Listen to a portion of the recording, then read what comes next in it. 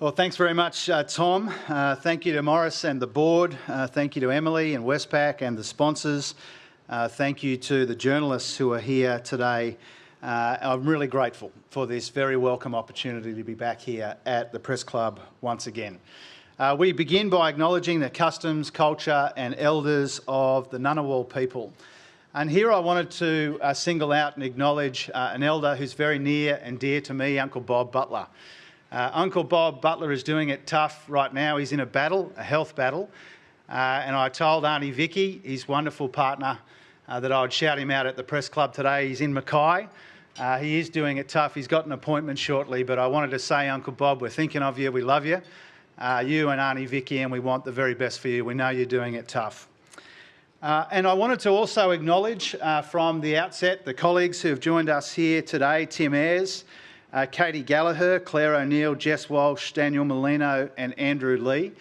I consider myself incredibly fortunate to be able to work with colleagues of that character and that calibre, and I'm very grateful that they're here today with us. I also wanted to shout out, as Morris did before the broadcast began, Jenny Wilkinson, the new Secretary of the Treasury, her predecessor, or one of her predecessors, Ken Henry, and also Danielle Wood, the Chair of the Productivity Commission. And I wanted to say that it is a source of considerable pride in our government that we have women leading the Reserve Bank, the Productivity Commission, the Treasury, in each of those cases for the first time in the history of those economic institutions. So I wondered if you wouldn't mind putting your hands together for Jenny, Danielle, Michelle, Gina, and the progress that we've made together. I wanted to acknowledge and thank all of you who are here. A lot of people, a lot of familiar faces. I see Brand Black over there from the BCA and others. I want to thank all of you for being here today, but I especially wanted to single out and thank everyone who is backing up here again today from Anthony's speech from this lectern just last week. And I begin there because I wanted to acknowledge that to hear from a Prime Minister and a Treasurer within 8 days of each other at the same forum is unusual, but I wanted to tell you why it's deliberate. It's deliberate because it's a chance to flesh out the points that Anthony made about economic reform and why it matters and why it's our focus in his government. Now, in our first term, we stabilised and strengthened our economy. We got inflation down, we got real wages up, we kept unemployment low, and we improved the budget position. And in important ways, we outperformed our peers. And we should be proud of that, but we shouldn't be satisfied with that. When you look around the globe at this extreme volatility, it would be misguided to assume it's temporary when it reflects much deeper currents. So much of the democratic world is vulnerable because governments are not always meeting the aspirations of working people. And we have a responsibility here and we have an obligation. A responsibility to rebuild confidence in liberal democratic politics and economic institutions by lifting living standards for working people in particular, but also an obligation to future generations to deliver a better standard of living than we enjoy today.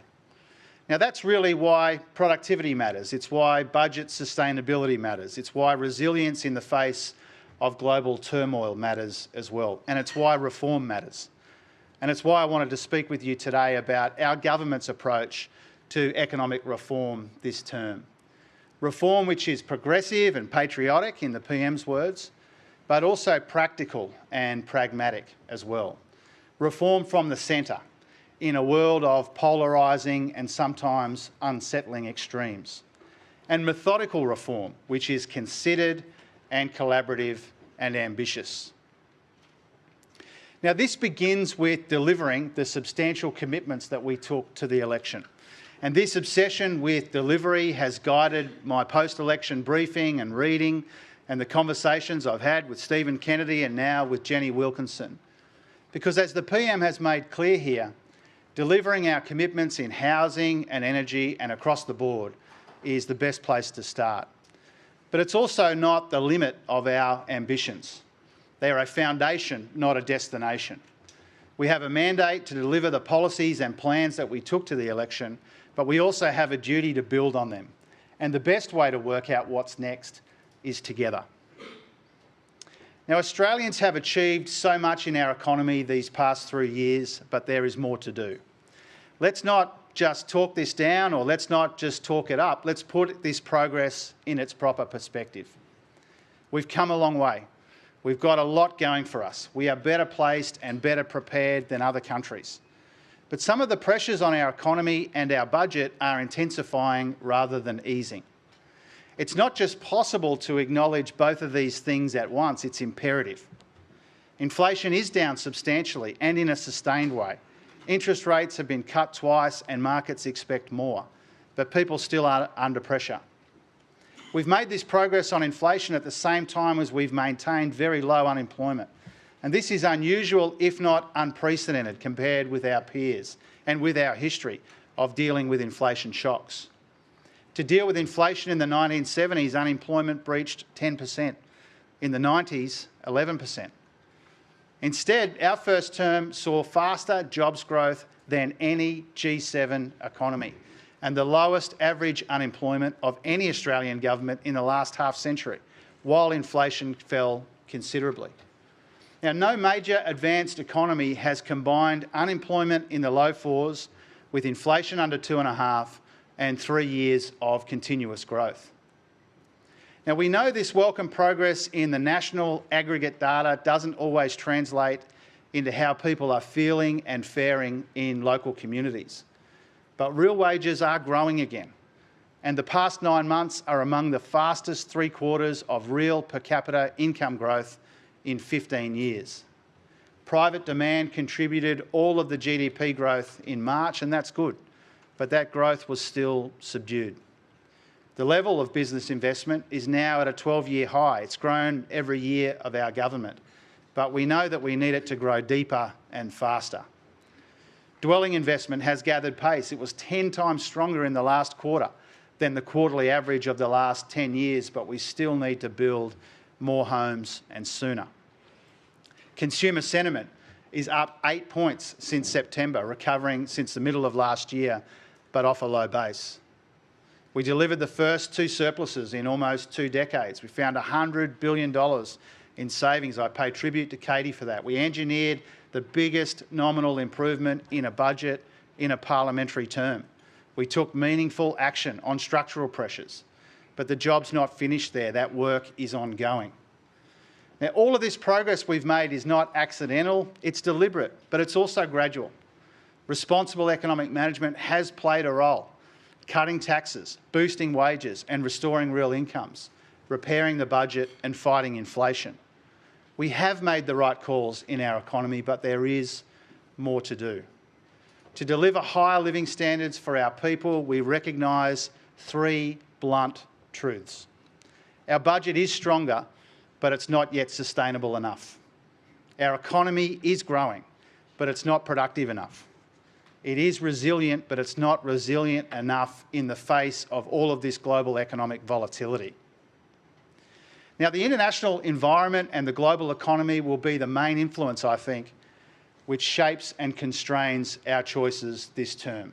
I mean, just this month, the World Bank warned that global growth is on track to be close to its weakest in nearly 2 decades. Global oil prices had slumped almost 20% since their mid-January peak until last week, when they spiked more than 10% when the Middle East flared again. It's a perilous moment there, and that means even more perilous times for the global economy as well. Now, before last week, the IMF's Trade Uncertainty Index was already 7 times higher than 9 months ago. It's now higher than during the GFC and most of the pandemic and the inflation spike that followed. In April, the VIX Global Volatility Index averaged higher than during COVID.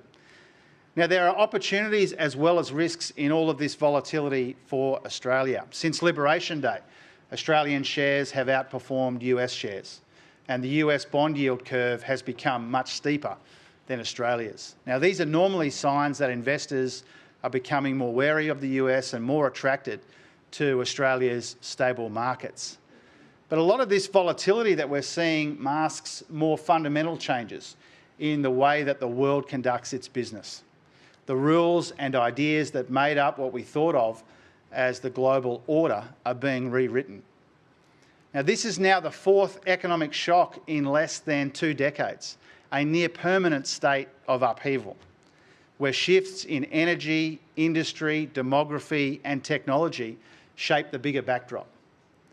Now, in this world of churn and change, we like our chances, but only if we make our economy more resilient, by securing capital and shoring up supply chains, by building more partnerships in our region and diversifying our trade, modernising our economy and maximising our advantages. Now, the best defence against global volatility and the best way to lift living standards is with a more productive economy, a stronger budget and more resilience. It's why I'm going to organise this term, my time and our team, consistent with these 3 highest priorities. It's why in the aftermath of the election, the PM and I discussed and agreed the economic roundtable that I'm convening in August. And that's not to retract or retrace the steps that we took in the first term, but to renew and refresh our reform efforts. And it's not because we won a surprisingly big majority. It's because we have a big opportunity and because we embrace this big responsibility. Now, productivity here is our primary focus. And too often it's seen as a cold, almost soulless concept, when it's really the best way of making people better off over time, creating more opportunities, making our economy and our society more dynamic.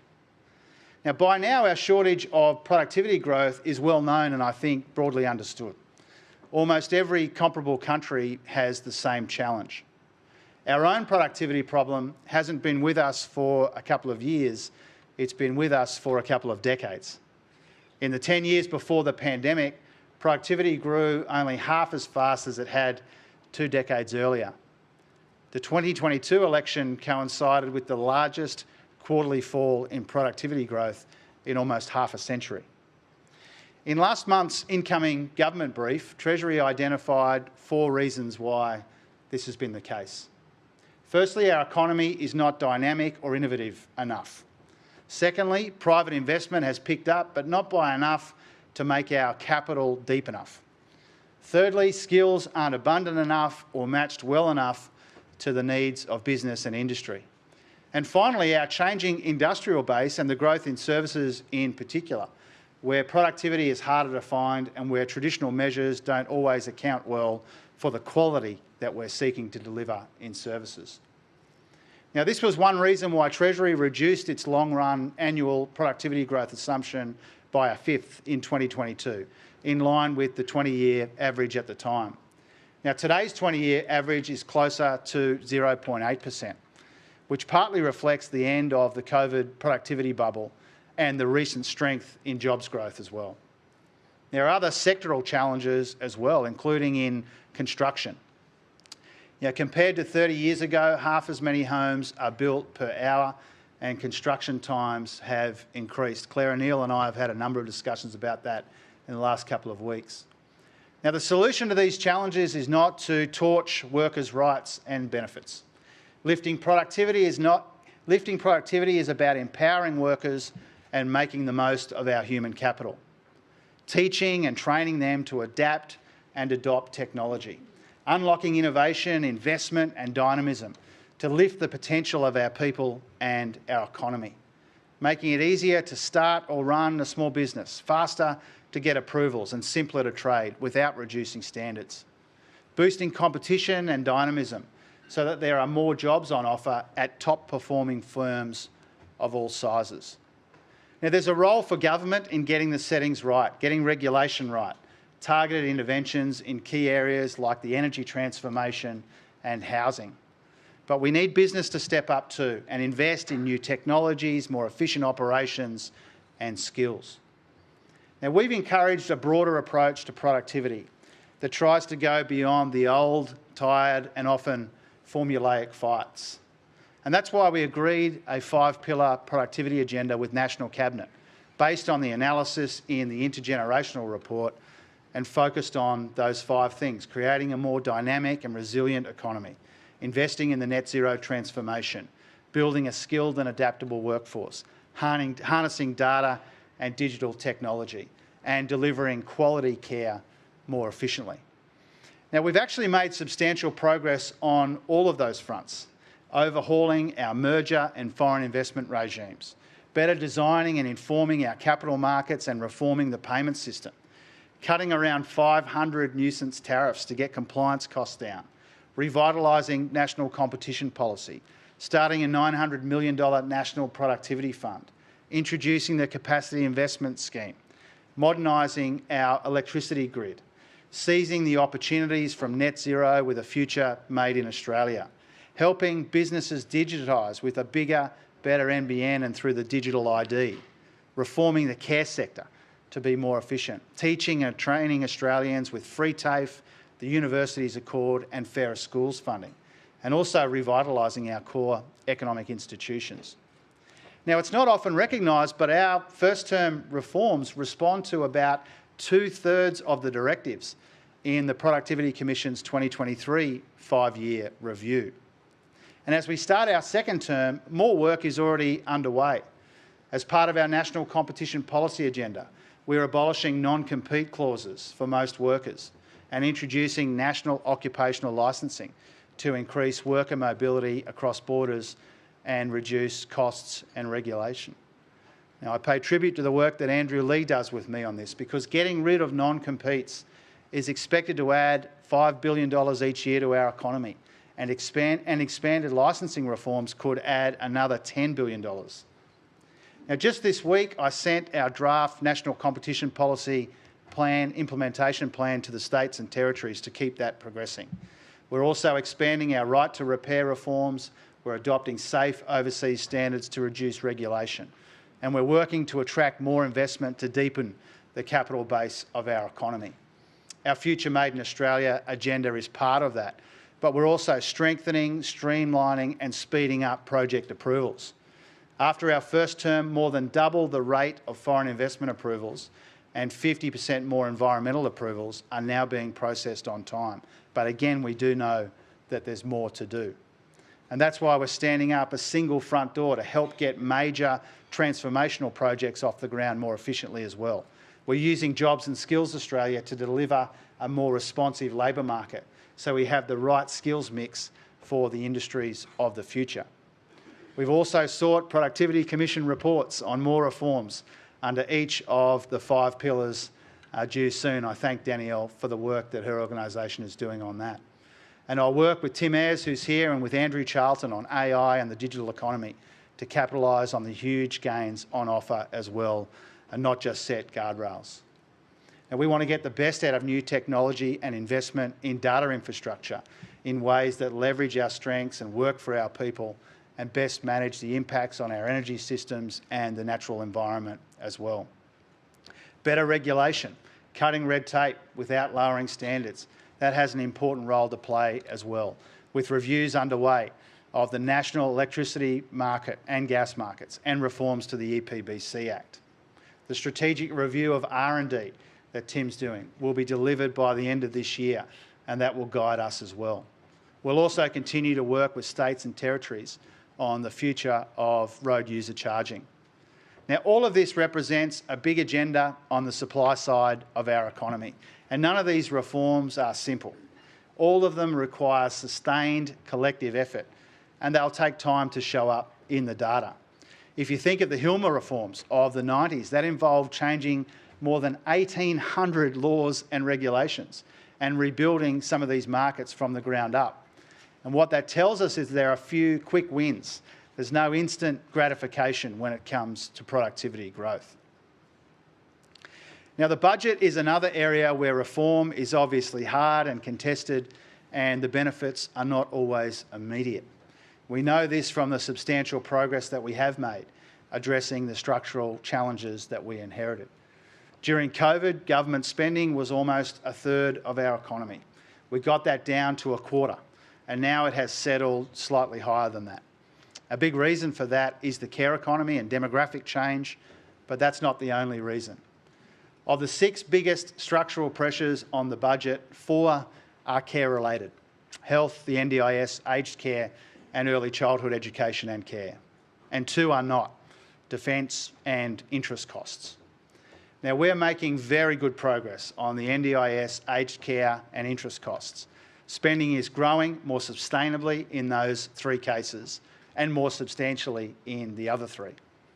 Our budget improvements have helped us avoid more than $60 billion in interest costs.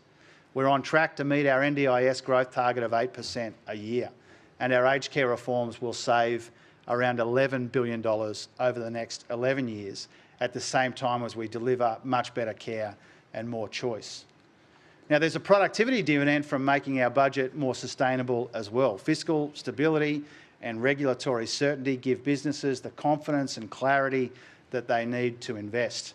And this relies on sustainable revenue to fund our priorities at the same time as we recognise that our revenue base is evolving. Now, tax to GDP is lower now than under Howard and Costello, much lower than the old cap that you hear about from time to time, and around 2 to 3 percentage points lower than spending. At the same time, our population is getting older, which means more retirees and proportionately fewer working age Australians. The global net zero transition will also reshape our revenue from resources. Now, this evolution in our revenue base is one of the reasons tax reform is so crucial to budget sustainability, on top of restraining spending, finding savings and working on longer-term spending pressures. But tax reform is bigger than just managing the difficult balance between spending and collecting. It's also about lifting productivity. It's about encouraging investment, lowering the personal tax burden and increasing the rewards from work. It's about creating a more sustainable and simpler system to fund our vital services. And it's also about improving intergenerational equity. Now, tax reform in our first term was methodical and it was sequenced, but it was still substantial. Personal income tax reform to cut rates and lift thresholds, return bracket creep and incentivise participation. A standard deduction to simplify tax returns. Tax breaks for small business and build to rent. Production tax incentives for critical minerals and hydrogen. Reforms to the PRRT and multinational taxes to make big companies pay a fairer share. And our proposal to make superannuation tax concessions more equitable and more sustainable. Now, no sensible progress can be made on productivity, resilience or budget sustainability without proper consideration of more tax reform. I don't just accept that, I welcome that.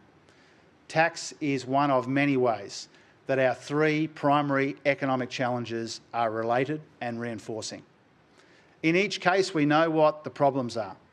We've made good progress with more work already underway, but we know that we need to do more, and now is the best time to work out the next steps. That's why the roundtable that I'm convening in August is such a well-timed opportunity. Now, the purpose of the roundtable won't be to dwell on problem definition or to re-prosecute a lot of the policy arguments of the past. The roundtable will be about shaping the direction for long-term economic reform, building consensus on national reform priorities for this term of government and beyond, and setting out some guiding reform principles and next steps to advance the agenda well beyond the roundtable itself. Now, participants will have a meaningful and influential role and a proper say. It is a genuine attempt to find common ground, if it exists, in the service of our national economic interest. We have an open door and we have an open mind. We are looking for ideas and we are looking for consensus. We'll consider any good ideas that we can afford and where there's enough consensus about the way forward. The discussions will be held over 3 days, from the 19th to the 21st of August in the Cabinet Room, and the PM has agreed to kick things off. The Productivity Commission's interim 5-pillar reports will be a key input into this discussion, and so I'll ask Danielle to brief the group. I've already spoken to Governor Bullock about participating as well, and probably near the start. Now, it won't be another huge summit, it'll be a small group with a targeted agenda. And for those who haven't been inside the Cabinet room, there's only about 25 seats around that table. So that gives you a sense of how many invitations we'll issue. There'll be a mix of government, business, union and civil society representatives and experts. And ahead of the discussions, we'll publish the agenda, the key issues and the attendees. Now, there's been so much interest already in being part of it, and I'm really grateful for that, and I'm really encouraged by that. But I assure everyone that the roundtable won't be the only opportunity that people will have to feed in their ideas. We'll ensure everyone has the ability to contribute both before and after these discussions, and ministers will play a key role here as well. Soon we'll call for targeted submissions which can be submitted through a dedicated Treasury channel. And we want participants to make contributions that meet three important preconditions to make the best use of our time. We want people at the roundtable to meet these three tests. First of all, the ideas should be put forward in the national interest, not just through the prism of sectoral, state or vested interests. Secondly, ideas or packages of ideas should be budget neutral at a minimum, but preferably budget positive overall, taking into account all of the necessary trade-offs that governments take into account. And thirdly, ideas should be specific and practical, not abstract or unrealistic. Now, in return, I give everyone this commitment. We won't come at this from an ideological point of view, but from the practical, pragmatic and problem-solving middle ground that we are most comfortable on.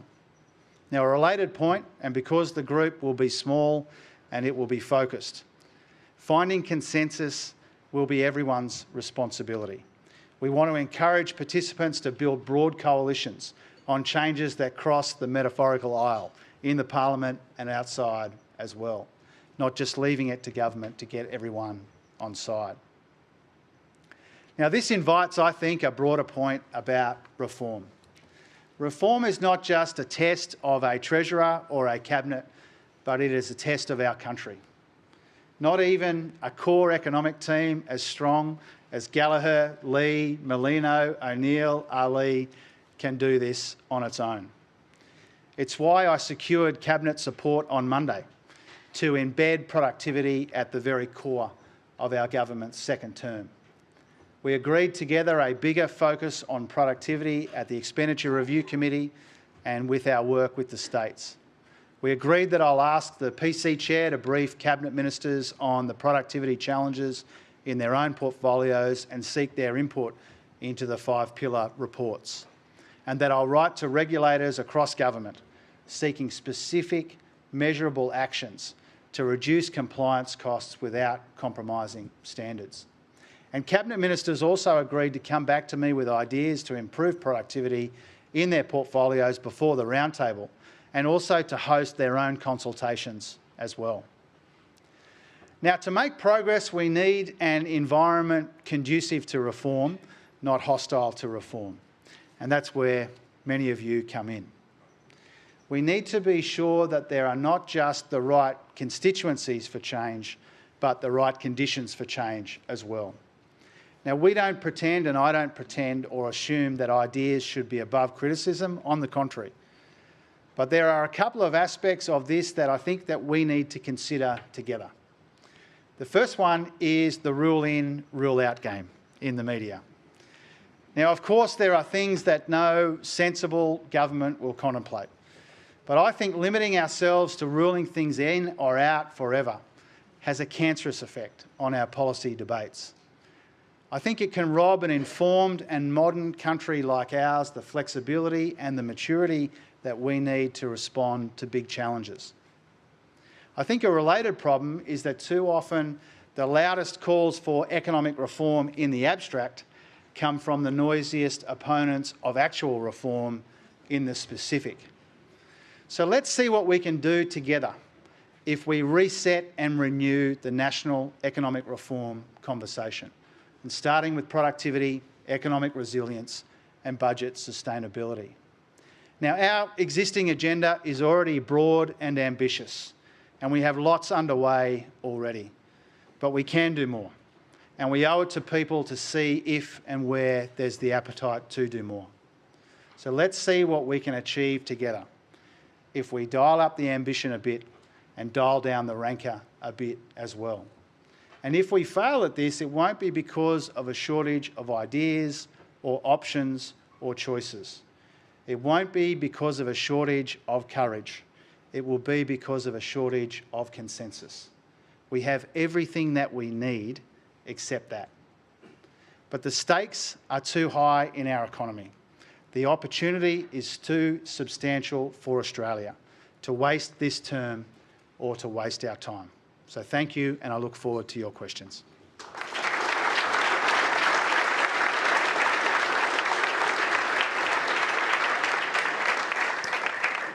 Thank you, Treasurer. I'm going to keep this broad, lest I be accused of ruling in, ruling out. So if you think of how bold you're willing to be, when we think of economic reform, that truly transformative reform is always at the time at least somewhat controversial.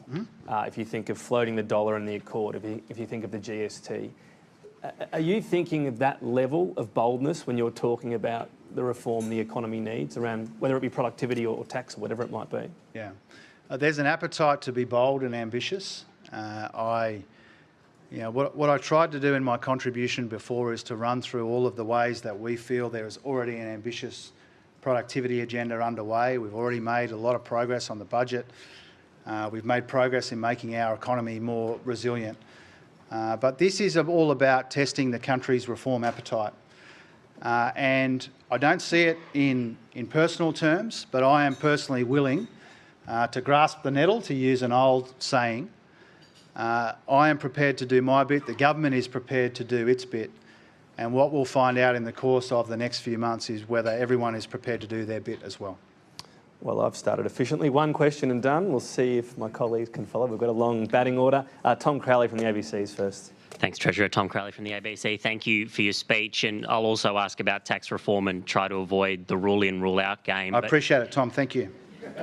There is a tension there between ambition and consensus. It goes to the question that Tom's asking, and consensus is a comforting word for politicians, but maybe one that makes economists a bit wary, because the truth is, as well as constituencies for change in the media and among experts, it's just a reality that if you want to reduce the reliance on income tax and at the same time you want to be budget neutral or positive, you're going to have to increase the reliance on some other type of tax, and you create losers in the tax system, losers in the electorate. Do you see that this election gives you the political space to create losers and make an argument to them, even if perhaps you lose their votes, about why they should pay more to repair the budget? Yeah, thanks, Tom. A couple of, I think, important things about that. First of all, I think in the aftermath of the election, and not because of the width of the margin, the magnitude of the majority that Anthony and the team won on election day, I think there has been a welcome and encouraging discussion about the level of ambition that Australia has. I'll come to the Australian government in a moment, that Australia has to recognise that this is genuinely a defining decade. The decisions we make in the 2020s will determine the sort of living standards and intergenerational justice that we have in the decades to come. I think there is a broad recognition of that.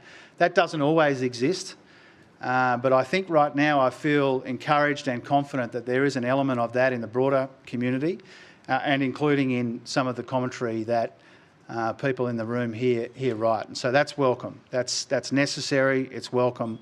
I think there is some appetite there. The rest of your question, I think, goes also to an important point, and it's about trade-offs. I think if you take a big step back and take all of the political labels and all of the day-to-day commentary out for a moment, and if you tried to work out why a country like ours might spin its wheels on reform, I think one of the reasons for that is because governments have to consider trade-offs, and other participants in the national reform consideration might not need to. It's why I've been very, very specific with the conditions that we put on people's involvement, because there are trade-offs and often difficult trade-offs. If you think about in tax, you think about broadening the base and lowering the rate in some of these sorts of areas, which is an important element of tax reform theory, as Ken and others will tell you.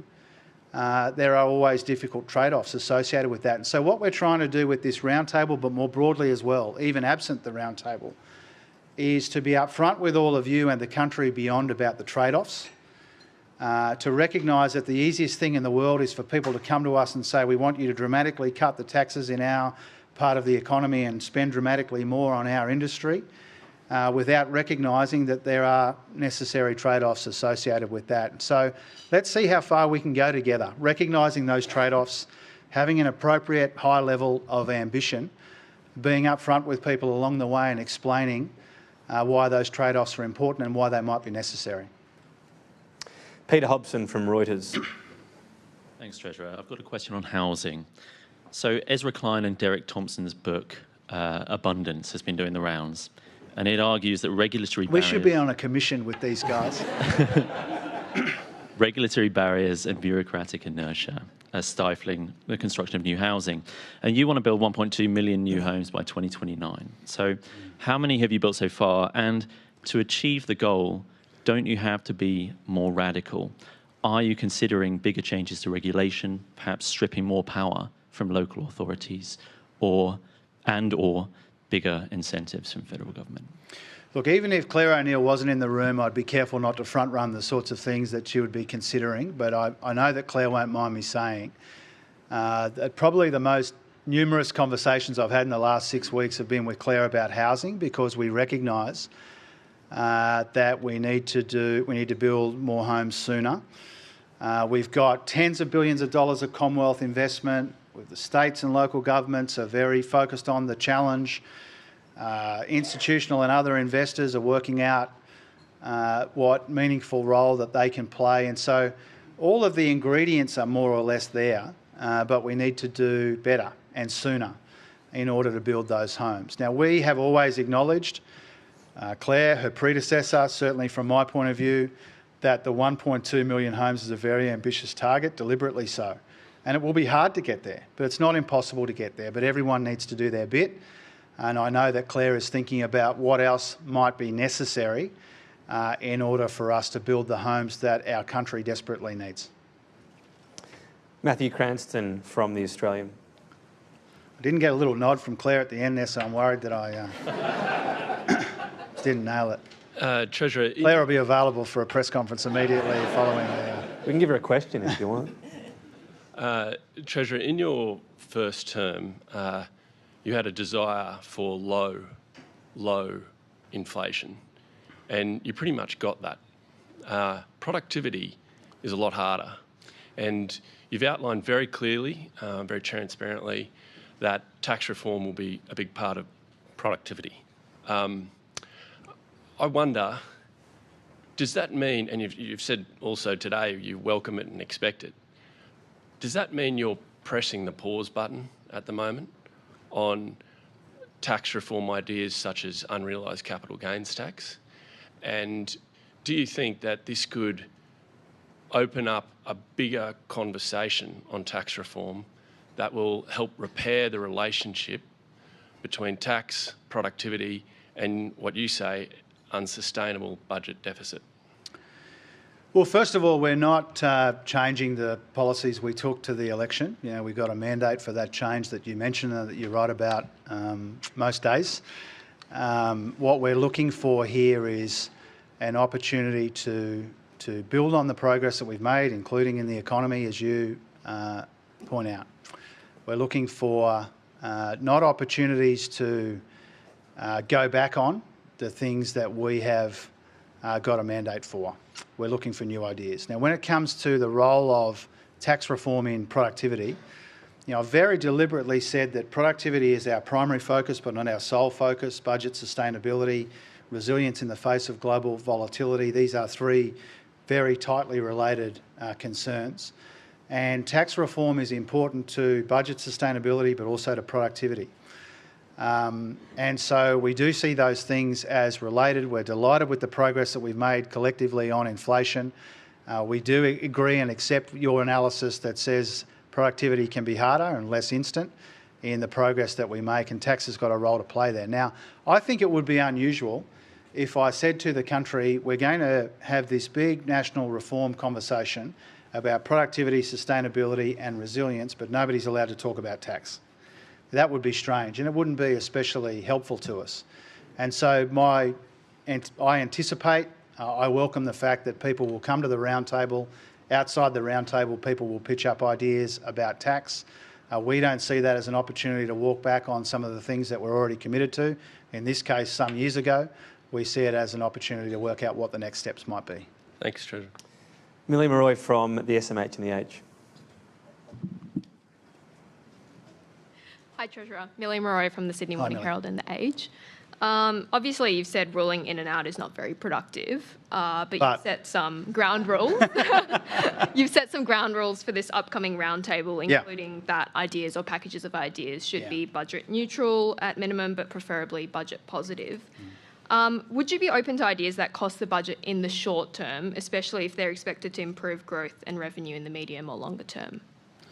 Oh, look, if we're sure about it, you know, we make investments all the time in our budget that have longer term payoffs and longer term dividends, but we don't want to see that used as an excuse to pitch up a whole bunch of spending that nobody ever pays for. Really, and the thing that invites your good question, Millie, with Tom's at the start is, you know, and encourage, there'll be people in this room who'll be at the roundtable, there'll be people in this room who will pitch up ideas before, during and after the roundtable. Really, we're just trying to respectfully encourage people to try and engage in the kind of work that we engage in around the Cabinet table, at the Expenditure Review Committee and the broader Cabinet as well, which is to understand that there are a lot of great ideas, often expensive ideas, and we have to make it all add up. And so the only way this is going to work is if everybody understands that. You know, not if it's just left to Katie and I or the ERC or the Cabinet to engage in all of those trade-offs. I want everyone engaged in that. And inevitably there will be a case made in some instances, and sometimes it will be a compelling case that investment up front will deliver a longer-term dividend. But that doesn't excuse us or extract us from some of these longer-term structural budget pressures that we're trying to deal with. The small room you alluded to, does that mean no room for the opposition? We're finalising the invitation list. I say that very genuinely. We've done a bit of work on that, but we haven't finished the work on that. I've been a little surprised, to be honest, to hear you know, that there's been some interest from the opposition in some quarters. You know, sometimes you catch a part of an interview where people are running down the idea of a roundtable. Other times you hear people saying that they'd like to be constructive. I hope it's the latter. There will be opportunities for the opposition to be constructive, whether they're inside the room or not inside the room. I think regardless of the final invitation list, it would be a very good thing for Australia if we all did take a constructive approach to it. What I'm going to try and do is, where I think the opposition or the crossbench or other colleagues in the Senate are being genuinely constructive, I'm going to try and respond in kind. I mean that. So let's see how they go. Whether they're inside the room or outside the room, I think there's an important role for the opposition, and not just in the Senate, but in terms of the direction of the country. We don't pretend that we'll be in government forever. Some of these issues will be long-standing issues. I don't even accept the argument that says another term of this government is assured. I think few things in politics are assured, and so the more buy-in that we can get across the parliament, the better. And so if they are genuine about being constructive, I will be too. John Keogh from the AFR. Thanks, Treasurer, for your speech. Spending as a share of the economy, according to Treasury's own budget forecast for the next financial year, is going to be the highest since 1986. Is it inevitable that the tax to GDP level needs to rise, as you've alluded to by saying any tax changes need to be preferably budget positive? And within that, is it possible, do you envisage that actually you could have a package of tax changes where some taxes go up, some taxes go down, and are you a believer of a package like that could actually deliver higher growth and prosperity for the Australian people? Well, if I could just kind of respectfully make 2 points at the start, John. I mean, it's not the highest spending since the 80s. I mean, I know that you mean absent COVID, but I think it's unusual that we absent COVID. Excluding the pandemic, yes, that's true. Yeah, and so I don't mean to have a that's shot true. at you, John. I say that very respectfully, but quite frequently I'll hear we've got the weakest growth in 40 years or we've got the highest spending. That's not true. And I know that there are reasons why you want to extract that from your analysis. I get that. But let's not forget that we had spending as a share of the economy almost a third. And some of those things that we didn't extend when we came to office, they were difficult at the time, some of that spending. We had a lot of people calling for us to extend the fuel excise change. The Lamito was ended by our predecessors, but we got called on to extend it. And so that spending that was about almost a third of the economy during COVID, we got it down to less than a quarter of the economy in 2022-23. And so I'll engage with the substance of your question, but let's not lightly dismiss that. Secondly, when it comes to people coming with packages of ideas which are budget neutral, I hope that people come to this discussion. I know Katie hopes that people come to this discussion not just with ideas about improving the revenue base, but also about where government spending is not giving us the dividends or the returns that we need. And so it's possible that people will come to the discussion with an idea to invest more over here or to provide tax relief over here, which is not necessarily paid for by higher taxes, but might be paid for by less spending. So we've got an open mind to that. All of those combinations, I think, are reasonable, and I hope that people consider all of those different kinds of trade-offs when they come to the discussion. Next question, Trudy McIntosh from Sky News. Treasurer, on tax reform, any proposal that comes out of this roundtable, will you look to legislate that as soon as possible, or do you need to secure a mandate? Yeah. Well, first of all, it's difficult to preempt, the steps that go beyond the ideas that people bring to the roundtable. I think the timing of any changes that we're able to afford and pick up and run with, I think that's to be determined. And it depends on the nature of the ideas. Some things that might be where there might be broad consensus at the roundtable, it might not be feasible or wise to wait another 2 or 3 years to pick up and run with them. So let's see what people propose. Let's see what the nature of the changes are before we make some of those decisions around timing. Andrew Probyn from the Nine Network. Treasurer, on the revenue side, what attitude would you bring to this roundtable when it comes to extending the breadth of the GST and the rate of the GST? Well, I think, Andrew, I'm not sure if you have, but others over the years have asked me from that microphone with me at this lectern about that, and that historically I've had a view about the GST. I think it's hard to adequately compensate people, and I think often an increase in the GST is spent 3 or 4 times over by the time people are finished with all of the things that they want to do with it. But what I'm going to try and do, because I know the states will have a view on it, I'm going to try not to kind of, dismiss every idea that I know that people will bring to the round table.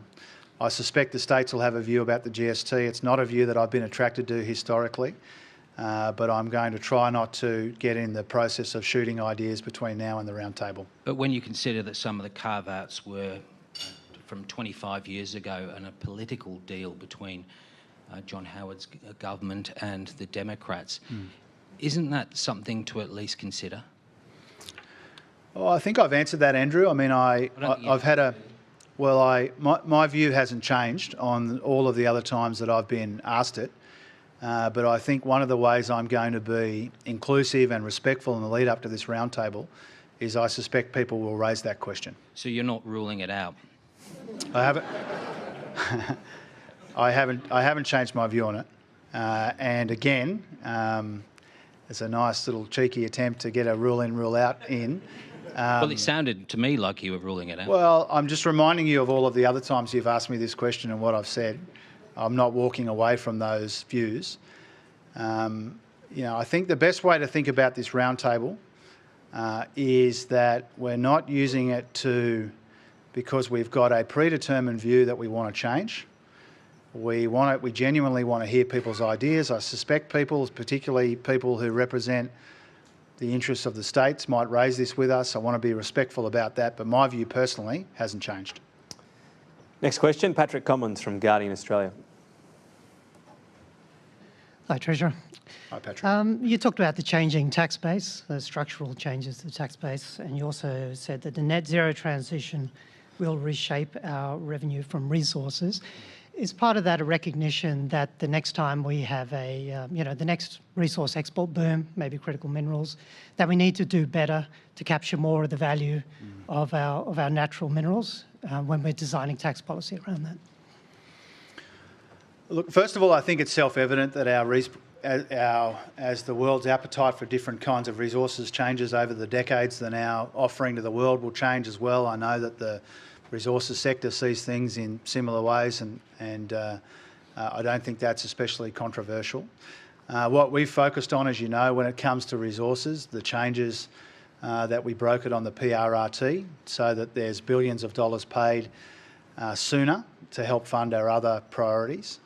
It may be that people bring those sorts of ideas to the roundtable, a bit like the question that Andrew asked before you.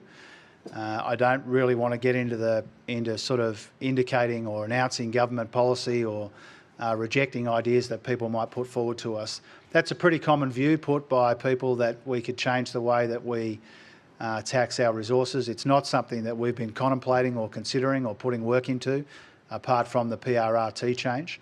But I suspect people will have views about that in the coming months and years. Nicholas Smith from the Nightly. Thanks for your address, Treasurer. My question is on economic resilience and security. The Independent Intelligence Review earlier this year recommended that the Treasury lead its own review of the structure and effectiveness of economic security functions across government, and for a distinct economic security unit to be set up in Treasury, including secondees from national intelligence agencies. What are your plans for these recommendations in the second term? And related to that, given the level of concern about the economic fallout from the Middle East crisis, is the Treasury modelling the possible economic impact of conflict or blockades closer to home, including in the Taiwan Strait or South China Sea? Right. And what are you doing now to build resilience in supply chains? Yeah. Thanks, Nicola. There's a lot in your question. I'll try and be efficient with it. First of all, on the structural changes proposed in the intelligence review, I thank Richard and Heather for the characteristically insightful work that they put into that. We've been discussing it over recent months to work out the best institutional arrangements which recognise that the national security interests and our economic security interests, which have always been linked, they're now sort of more closely intertwined than ever. And we want our systems of advice, we want our institutional arrangements to reflect that. I'm not here to say that we finalised the work that we might have to do in Treasury under Jenny's new leadership, new management, to give effect to some of those recommendations, but it is an ongoing conversation. We are taking the recommendations seriously. And we have a very, very high regard for our agencies and our other institutions involved in national security.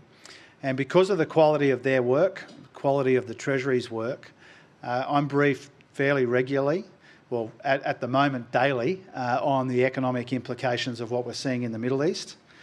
And obviously, sea lanes are very important to those considerations, the oil price, very important to those considerations. I'm briefed daily on that. Some of the broader strategic considerations, the risk of conflict in our own region closer to home, that's really a central feature of so much of the advice that I get, or so much of the thinking that we do when it comes to our resilience agenda.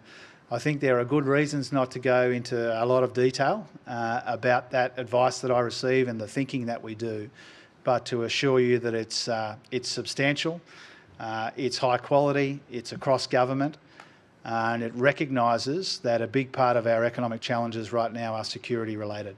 Thank you.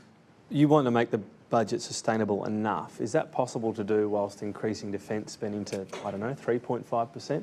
Yeah, what I tried to say with those 6 major structural budget pressures is that there are good reasons in health and hospitals, for example, defence, for example, early childhood education and care, where we are increasing our spending in those areas for good reasons. They are very, very worthy investments that we're making, and it forces us, encourages us to make room elsewhere in the budget. So I'm an enthusiastic supporter of more defence spending. I don't want to speak for all of the other colleagues, but the government is as one when it comes to increasing defence spending, an extra almost $11 billion over the Ford estimates, almost $58 billion extra over the 10-year medium-term projections. So we're making new, substantial and much bigger investments in defence, and that's a good thing. It does put structural pressure on the budget. It does mean that we have to find room in other areas, but it's not unique. You know, we have to find room for early childhood, we have to find room for defence, we have to find room for health and hospitals. We've made good progress on interest costs, aged care and the NDIS. But Katie and I have never seen this work that we do with other ministers on structural pressures as a kind of a one and done. It's ongoing. I mean, there probably wouldn't be a day Katie and I don't have a discussion with one or another colleague out of those 6 main areas where the structural pressures are most acute, where we're trying to work out how can we get maximum value for money and make sure that we are satisfying our strategic purposes and our purposes elsewhere in our economy and in our society in a way that we can afford. Tim Lester from the Seven Network. Treasurer, just to pick up on your comments there, you're quite blunt about strategic threats, acknowledging a more dangerous world and more perilous times for the global economy arising out of the Middle East. Though on saying that your government is increasing the budget for defence, do you believe that the track to roughly 2.3% of GDP by the early mid-2030s is still fit for purpose in the current environment? And if you do believe that, what are you saying about the United States demand for 3.5%? Surely that is stupid if you hold to the current budget. I'd say, Tim, that to go from 2% of the economy to 2.3% of the economy by the early 2030s represents a very substantial increase in our budget for defence spending. And, you know, I try and read as much as I can of all of the commentary about national security and defence funding, and I think that's one of the things that's often missed, is that we're already making what would be seen in any other time to be a really substantial increase in investment in defence. I do that enthusiastically. I understand the risks and the threats. I think it's a really important, warranted thing that we are doing as a government, and it's substantial. Now, of course, our partners would like us to spend more on defence. It's not unusual. Even people I have a lot of time for, I mean, the whole time I've known Kim Beazley, decades now, he said that we should spend more on defence. And so it's not uncommon or unusual for there to be a constituency for more defence spending. It's not unusual for there to be a constituency for less defence spending at the same time. Now, when it comes to our American partners, again, that's the message they're taking to all of their friends in the world, not just us. You know, they're saying that in Europe, they're saying that in our own region, they're saying that in our instance as well. I think over the life of the next 10 years, it may be that governments, and not necessarily just of our political persuasion, it may be that governments make different decisions about defence spending, but let's not dismiss the very substantial increase that we're already making. Katina Curtis from the West Australian. Thanks, Treasurer. Just picking up on that defence theme, what you said just before about getting maximum value for money and at the start of your speech about your obsession with delivery.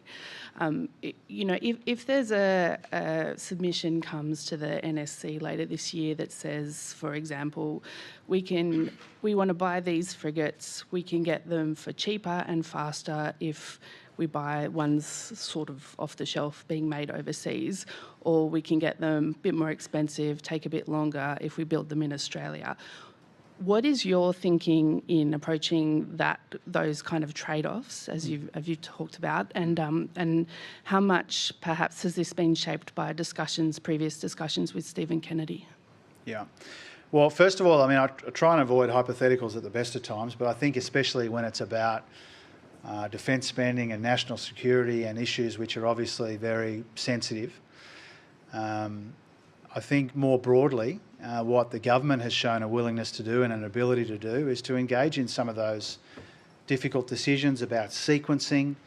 You know, I pay tribute to Richard Marles for the way that he's come to us collectively, and Pat Conroy as well, to make sure that we can sequence this defence spend in a way where we do get maximum value.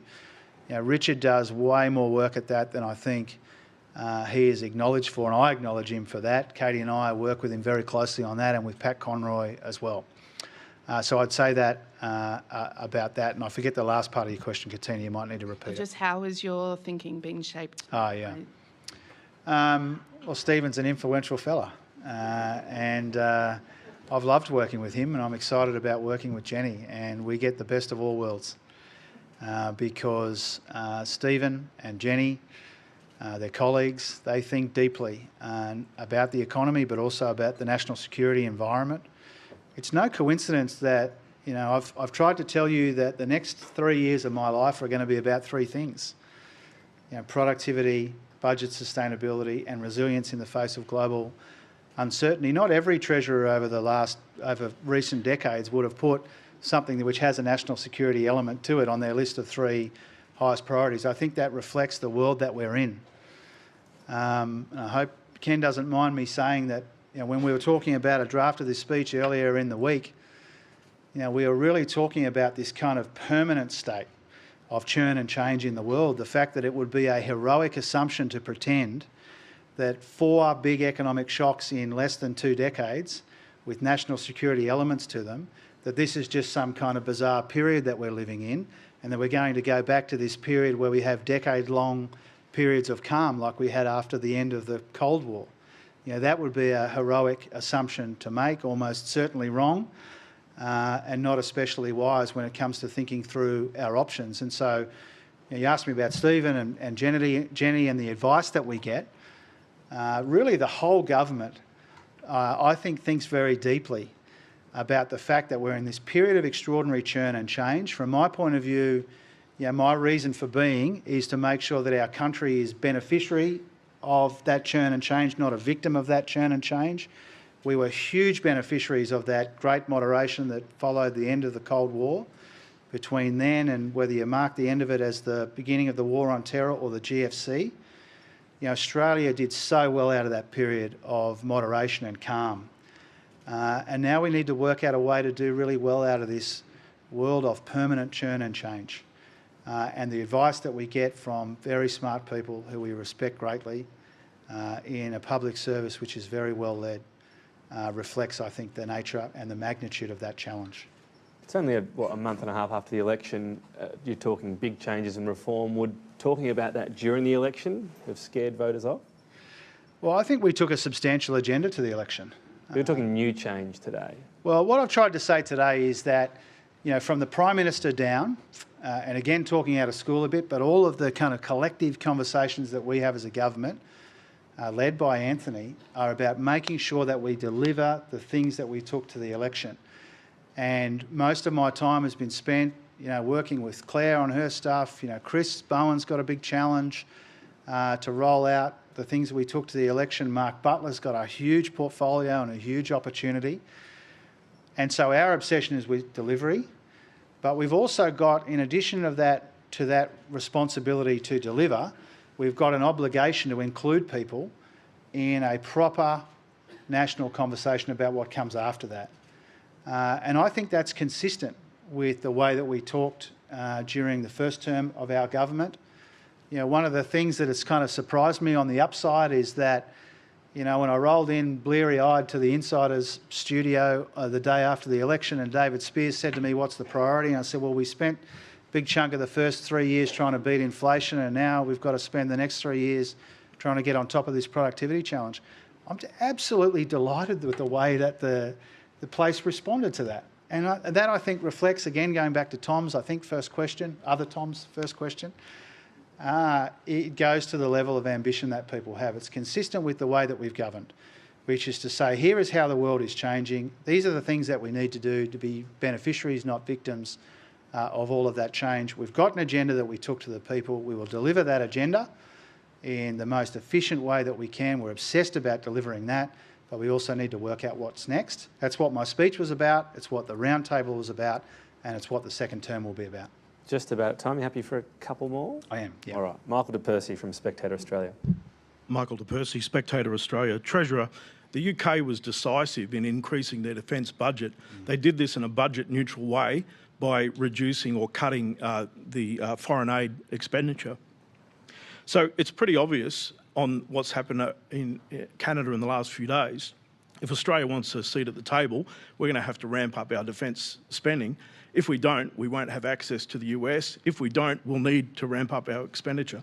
So if that's the case, will you cut spending, increase taxes, accumulate more debt, or are you going to leave defence spending as it is right now? Well, thanks, Michael. I think my answer to your question is a bit like the answers to some of the other defence-related questions, I think Nicola and Katina and others. We are already substantially increasing our defence investment. And we're talking about tens of billions of dollars in extra investment in the coming years because we recognise how important it is we work with our partners to invest in our own security. And so those extra billions of dollars reflect that. We've made room in the budget for that. When it comes to foreign aid, I know that this is sometimes a contentious issue, but we don't see it that way. I mean, the way that we invest in our region in particular is an important investment in our national security. And I think in some ways it would be to cut off our nose to spite our face if we were to go after aid funding in the interest of making ourselves more secure. I think the outcome of that would be we would be less secure. And so I have always been within reason. My colleagues can back me up, an enthusiastic supporter of investment in our region, particularly our Pacific neighbourhood, because if you genuinely understand the risks in the 2020s and the 2030s, a lot of those risks can be best addressed by genuine engagement, and the aid budget's part of that. Final question, Jacob Steinman from AAP. G'day, Treasurer. My question is about the carbon tax, but not whether you're going to rule it in or out. You had a front row seat the last time Labor tried to implement it, and my question is, what have you learned from that experience about how to implement contentious tax reform and to make it stick?